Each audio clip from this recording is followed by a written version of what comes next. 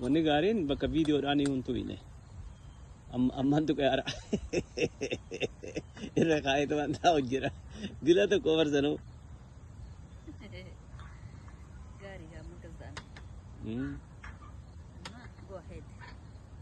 Maaliif akkanatti itti qophaa'aa jirta garuu? Arraga guyyaa ayyaana warra abbaa Oromooti. Ayyaana warra abbaa Oromoo jechuun ayyaana ulfina qabu. So ayyaana guddicha yaadannoo warra abbaa Oromoo waan ta'eef akkasitti gaa waan nu fakkaatu.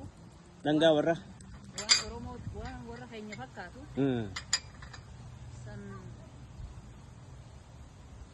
San qabanneeti gaa. Tole.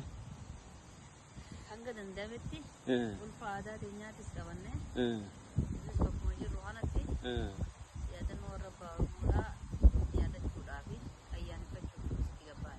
Qophaa'aa jirraa jechuudha. Qophaa'aa jirra amma.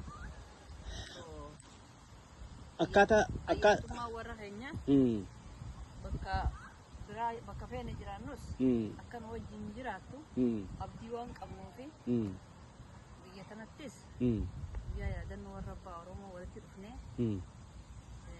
akkasitti waan warra keenyaa wal yaadachiifnee eebbifannee soorata warra keenya nu dhiisan dammaa fi dhadhaa aannan foon saniin akkasitti nutis hanga keenyatti ayyaaneffannaa egaa akka warra ofii yaadachuun egaa akkuma saba kamiitu namuu bakka irraa dhalate qaba. Latinsa haadhaa fi abbaa abaabilee bakka irraa dhufe qaba.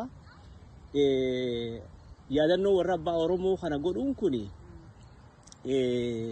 milkii akkam nama gonfachiisa takka immoo namaaf kenna akka gartee ilmaan isaanirra dhalatetti. Yaadannoo warra abbaa Oromoodha. Warri biyya jirani keenya kanatti biyya Oromoo keessa hin jiru biyya isaanii biyya keenya fudhan san jirani lafa isaaniitii fi lafee abbaa isaanii lafa lafeen abbaa isaanii abbootii isaanii abaabilee isaanii keessa jirtutti waan ayyaaneffatanii fi so badhaadhina fi qananii lafa Oromoodhaa lafa abbaa isaanii sanirratti dhala dhuftu dabarsuudhaaf milkiin ammoo ayyaana yaadannoo warra abbaa Oromoo kun qabu badhaadhina jireenya lafti badhaadhu namaan badhaadhu dhalli Oromoodhaa ha dhalatus if tahee Oromoo tahee dhalatu kuufaa fi badhaadhina qananii qabeenya taayitaa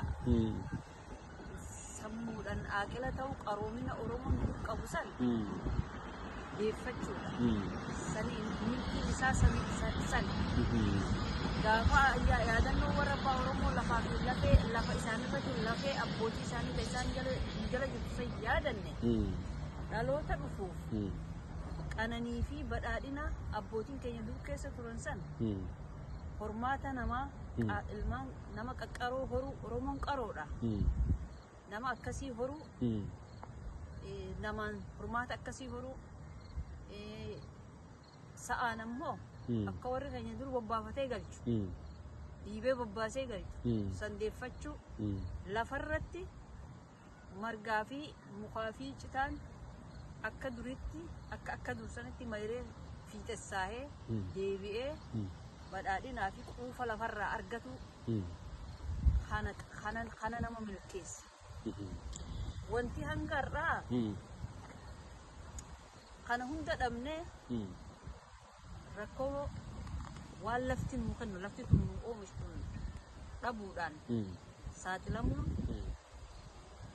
jaalalli Oromoo keessa jiru dhabamuudhaan jibbi lafa san qabattee saaxilamuu dhaarri lafa qabatee dhugaan dhabamtee dhaara saniin saaxilamu dhukkubaan saaxilamu hiyyummaan saaxilamu wallaalummaan saaxilamu Oromoon dur barumsa kan barata hamma baratanii kanama ormaa ka baratan kana dura qaroomina beekumsa uumamaa qaba. San dhabuudhaan saaxilamuun kan nutti fide warra keenya daganneeti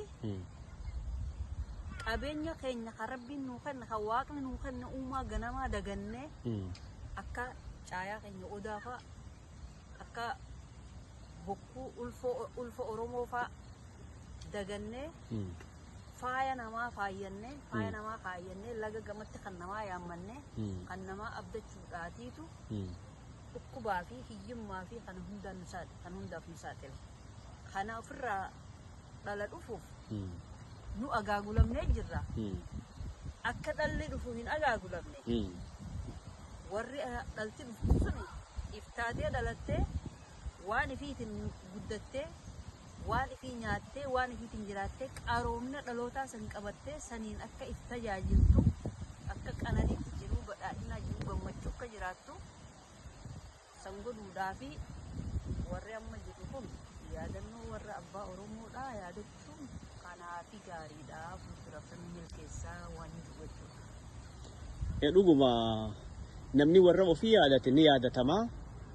Gadadoo fi rakkoon adda addaa kana hanga ammatti saba keenyaa fi biyya teenya irratti dagaage kuni nuti warra abbaa keenyaa daandii isaanii irraa gorurraayi isaan irraanfaturraayi abaabilee teenya irraanfannee warra eenyummaa keenya nun beeyne yaammachurraayi sirni isaan qaroominni abaabileen teenya hormaata bara miliyoona meeqaaf nuuf dabarsanii dhahaadha sirna gadaati bulchinsa hiriiroo waaqaa wajjin ittiin qabaannu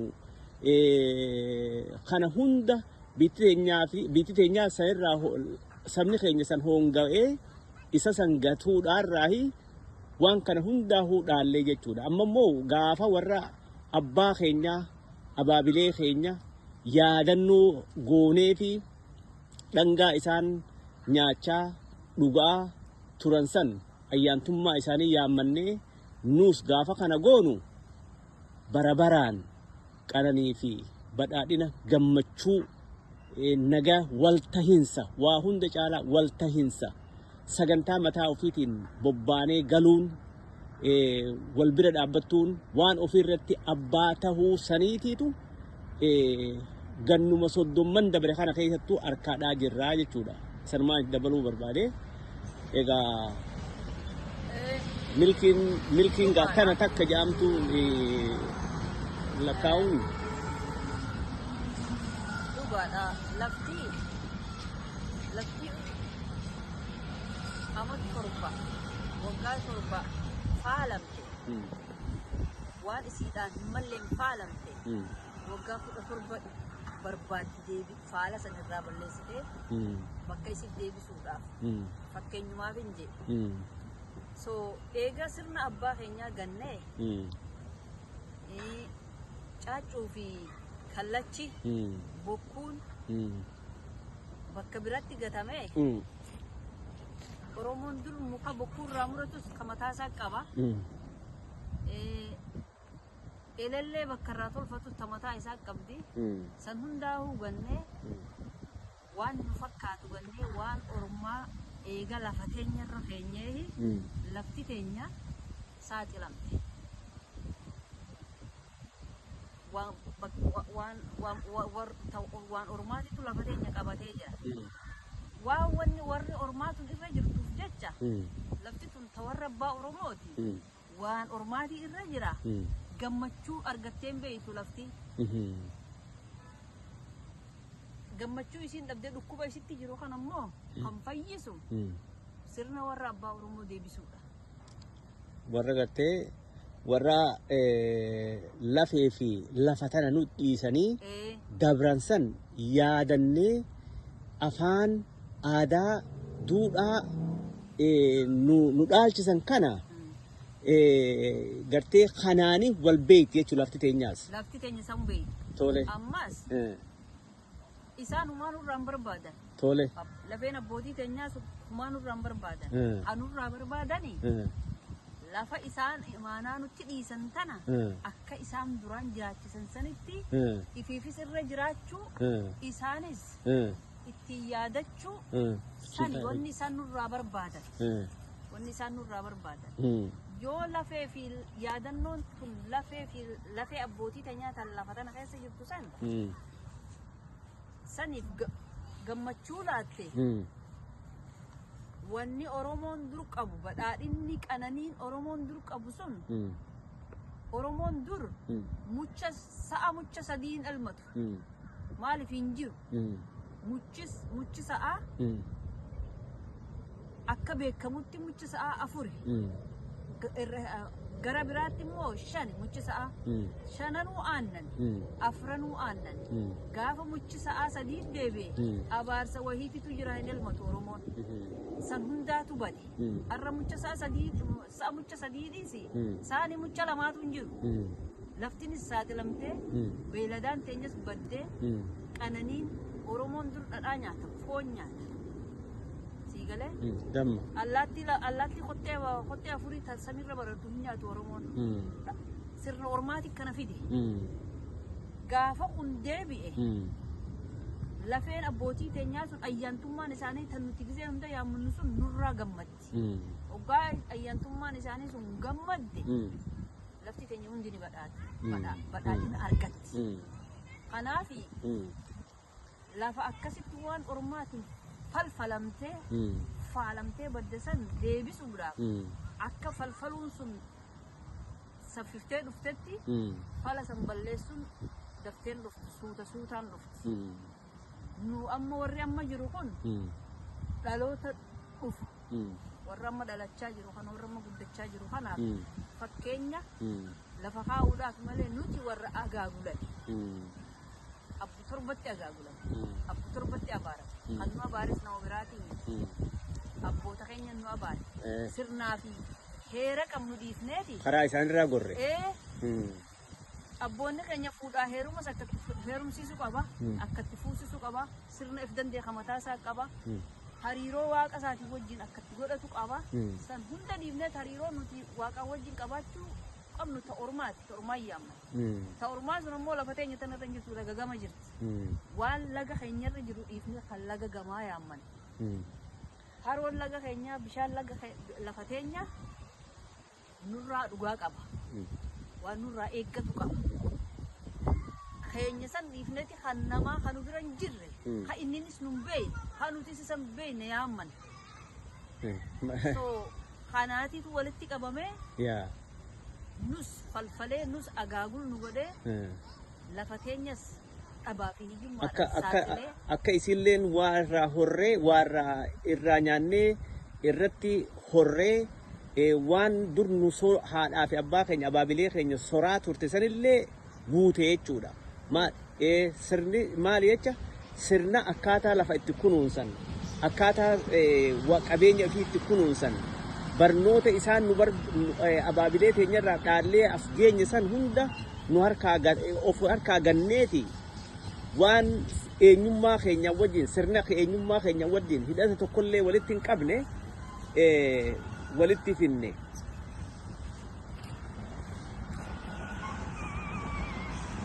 Jette sani egaa guyyaa yaadannoo warra abbaa Oromoodhaa kun bu'aa fi faayidaan inni nuuf qabu haga ammatti waan haga ammatti waan ragaadhaan guyyaadhaan dhaloonni bira gaheetu jira. Maali jecha haga ammatti ayyaantummaa warra keenyarraa hongoyne akkaataan itti hongoynees nuutiitu akka sabatti haadhaa fi abbaa keenya dhiifnee haadhaa fi abbaa warra biraa waammachuu eegalle sirna warri keenya afaan keenya aadaa teenya duudhaa teenya lafa teenya tana tanu dhiisan dhiifneeti baargama waammanna.